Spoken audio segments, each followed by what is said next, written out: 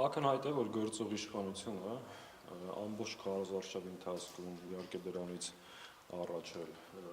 ակնհայտ դիմում է ապօրինությունների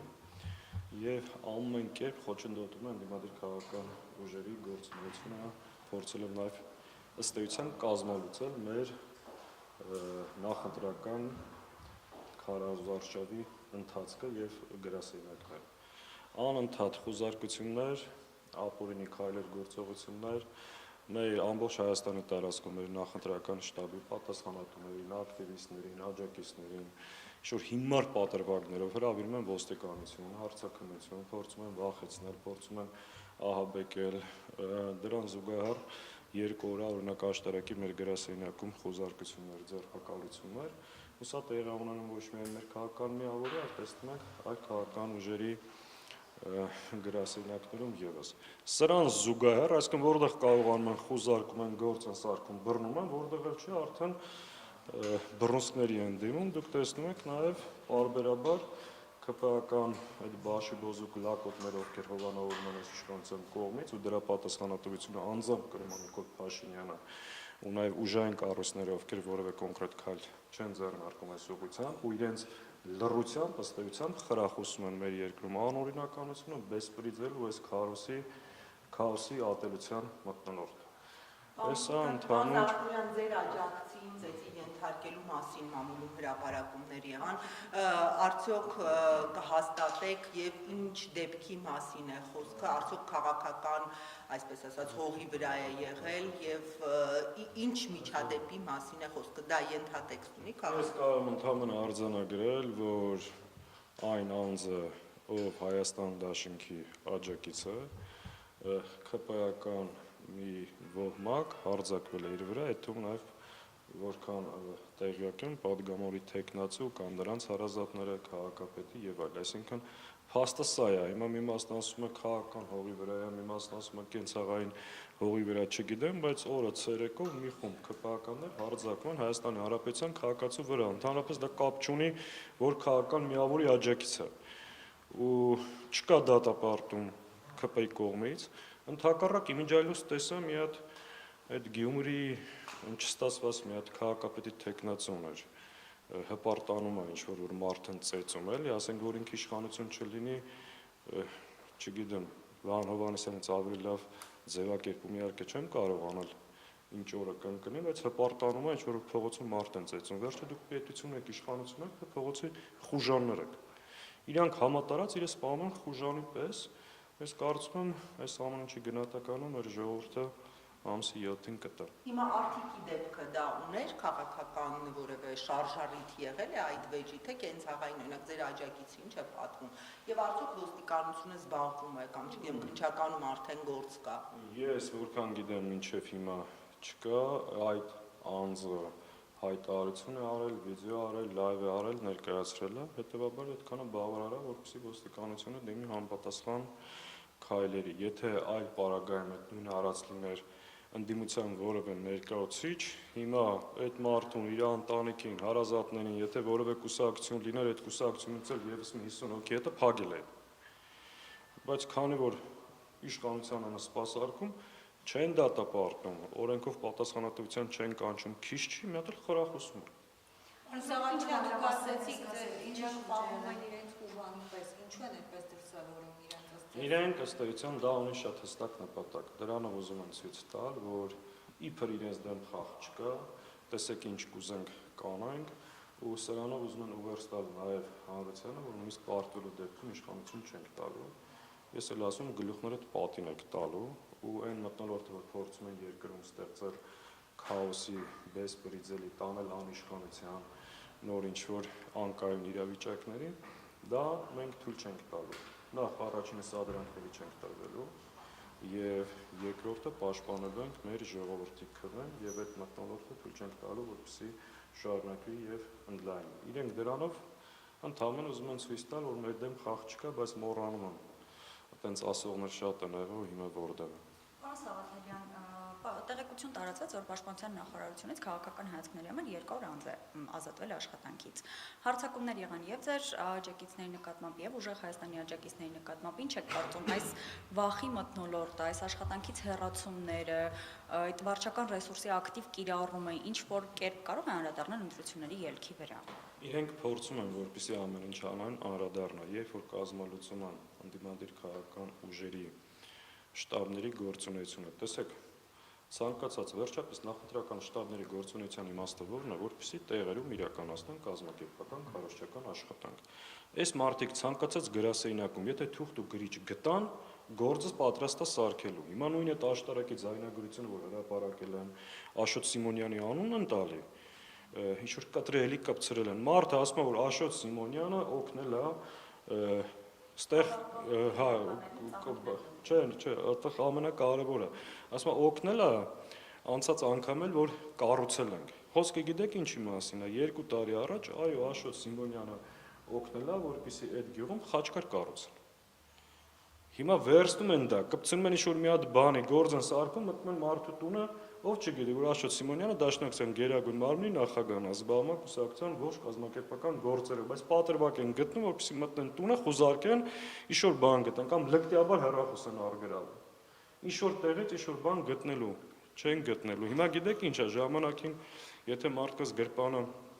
պլան էին գցում, որ բռնեին, հիմա սրանք հեղաշրջման պլան են գցում։ Իմիջիայլոց մենք նկատում ենք, որ սենց փորձում են այդ դաշտ տեղափոխել, ոնց որ ժամանակին Սրբազանի մոտ են գցել, մնացել են տակը, հիմա մեր պատկերացմամբ ու դրա բավարար նաև տեղեկություն կա, որ փորձում են այդ ճանապարհով մեր գրասենյակներում ինչ-որ բան գնան գցեն, որ հետո գան այդ բաներով բռնեն, բայց չեն հասկանում, շատ ճղճում են ու շատ կանխատեսելի է, էլի։ Շատ կանխատեսելի են, այսինքն, որ հիմա մտնում են մերոնցից մեկի տունը խուզարկելու, ինչքան սպասում են, գիտեք, ամեն օր բոլորին ամոթ է, այսինքն այդ բաների վրա մի օր ռեսուրս բա։ Պարոն Սաղաթելյան, դուք ասում եք շտաբերում խուզարկություններ կան, կարող եք ասել, քանի շտաբի դեպքում է եղել խուզարկություններ եւ ընդհանուր քանիսի։ 3 այսօր տեղի ունեցել աշտարակում։ Դրանից բացի հանրապետության տարբեր մարզերում, տարբեր միջոցներով, տարբեր մեթոդներով մեր ընկերների, համակերպների, աջակիցների վրա փորձում են ճնշում գործադրել։ Անիմաստ տեղ, օրինակ 3 Արարատի մարզում կանչում են ոստիկանության, չգիտեմ, տարածքի մի պետը, վարչության պետը, օրինակ, ինչի եք սրա այդ խոսել, արդյոք սպառնում եք, որ ձեզ քվետան, զգուշ եղեք, շատ ակտիվ եք, պրոբլեմ կունենաք։ Ես էլ իրանց ասում եմ, պրոբլեմ դուք եք ունենալու, շատ մեծ պրոբլեմ եք ունենալու, եթե խելքի չգաք։ Այդ անողները թող հիշեն, հերթով բոլորը գրանցվում է, իմիջիայլոց էդ էլ հրապարակային։ Չէ, Մասիսի դեպքով չի, դա եղել է Արարատի մարզում, ոչ Մասիսում, մեր ընկերներից մեկի հետ։ Ես զգուշացնում եմ ուժային կառույցներին, որ բոլորի անունները հատ-հատ արձանագրվում է, թող մնան օրենքի շրջանակներում եւ հունիսի 7-ից հետո 8 կա։ Իհարկե, իրենք պետք է ծառայեն Հայաստանի Հանրապետությանը, սահմանադրությանը եւ մնան օրենքի շրջանակներում, այլ ոչ թե շարունակեն կատարել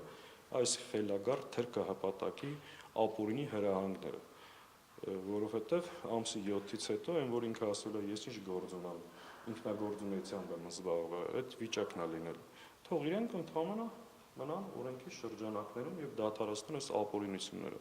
Այն որ քայլում ենք 7 հատ օպեր դեմներից է գնում, 7 հատ կողքներից է, 7 հատ պարկինգից մինչև չգիտեմ որտեղ, ամոթ է, էլի սովոր ենք, 7 տարի դրա մեջ ենք, էլի, ասենք, այդ արդեն ծիծաղում են, այո, շատ շնորհակալ ենք մարզային վարչության պետն է եղել։ Այսօր անուններով չենք ասում, աշխարհագրությունը ասեցի, դեպքը ասեցի։ Կարծում եմ, որ այդ անուններով ասելու պահն էլ կգա, բայց հիմա ընդհանրապես սա զգուշացում է, որ դա թարեցրեք։ Ժողովրդավարության բաստիոնից խոսողը գողացել է, ուզում է գողանա մարդկանց ընտրելու եւ ընտրվելու իրավունք։ Այն ինչ որ անում են, սա ուրիշ մասշտաբի խայտարակություն է։ Իմիջիայլոց էդ էլ ասեմ, են քաղ ծառայողներին, որ բերում կանոնացնում են ծափ են տալի, նկարում են խոնարհվում են 3 մետր ոտները, որ քաշում են, վերջի հայանքը տալիս։ Նիկոլ Փաշինյանը կորցրել է ժողովրդի աջակցությունը եւ փորձում է այս ճանապարհով իր վերարտադրությունը ապահովել։ Իմիջիայլոց ասեմ, եվրոպական դիտորդական առաքելությունները բոլորը այս մասին տեղեկացված են, շատ ավելի հանգամանալից, շատ ավելի փաստերով, առաջիկա օրերին, նախորդող օրերին հանդիպումներ եղել է, առաջիկա օրերին լինելու է, ամեն ինչ գրավոր մեր կողմից առնվազն բարձրաձայնությունների մասին նրանցել եք տեղեկացրել։ Անշուշտ տեղեկացրել են, ոչ միայն իրենց, ավելի չեմ բացառում վաղը մեր իրավական թիմը եւս մամուլի ասուլիս հրավերի շատ կոնկրետ փաստերով այս ամեն ինչի մասին խոսի, բայց մեր համար ակնհայտ է, որ առնվազն մինչև այս պահը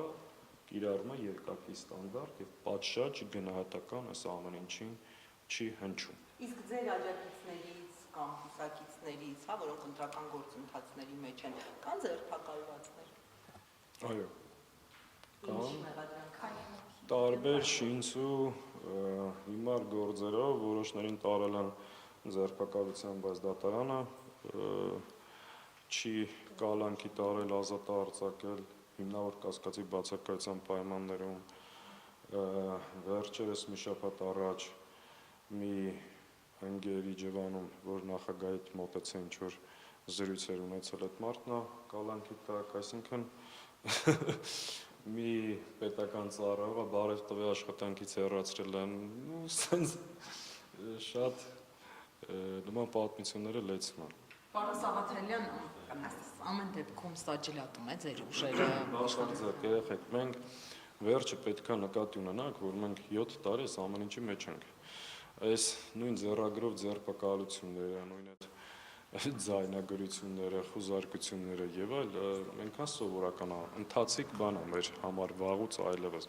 Եթե իրենց թվում է, որ այս ճանապարհով կարողանան հասնել իրենց նպատակին, սխալվում են։ Բայց սա ակնհայտ ապօրինություն է, որը ստիպված մեզանից ժամանակ է խլում։ Պարոն Սաղաթելյան, ընտրությունները մնացել է 3 օր, ինչ եք կարծում, այնուամենայնիվ իշխանությունները կգնան Մոլդովայի սցենարի կիրառմանը,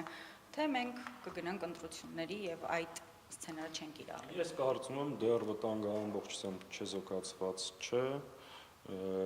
իրովս իշխանությունը չի բացառվում վաղը ինչ-որ քայլեր եւ գործողություններ այդ իմաստով անում։ Մենք դա չենք բացառում, այդ սցենարը միշտ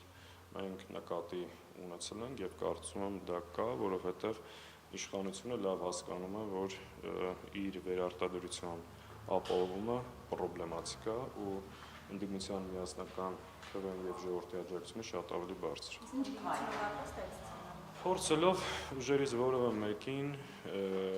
մասնակցությունը ապօրինի կերպով դուրս դնի սահմանափակի, անվավեր ճանաչի, ես չեմ բացառում, որ այդ քայլին կփորձեն դեռ ունենալ։ Պարոն Սաղաթելյան, մեկ հարց է,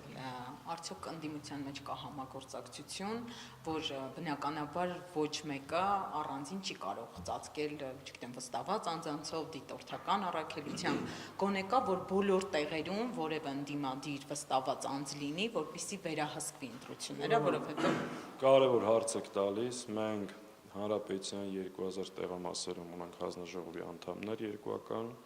բոլոր տեղամասերում ունենք երկուական վստահված անձ, ընդդիմադիր հիմնականում խոշոր միավորները եւս ունեն վստահված անձինք եւ այո, ընտրության օրը մենք ընդդիմադիր միավորներով առնվազն տեղամասում համագործակցել ենք մեր ժողովրդի քվեն պահելու եւ թափանցիկ ընտրություն ապահովելու հարցում։ Այս էլ իշխանությունների համար ասեմ թող նկատի ունենան, որ մենք գիտենք նաեւ այն բոլոր վտանգավոր տեղամասերը, որտեղ փորձելու են իրենց քաղաքապետի, թաղի խուժանի, մարզպետի, այդպես շատ անվանական են էլի դրանք, դրանցով այդ տեղամասերում մարդկանց վրա ազդեցություն ունենալ, մենք էլ փորձելու ենք այդ տեղամասերում ավելի ուշադիր լինել։ Իմիջիայլոց կան քաղաքապետեր,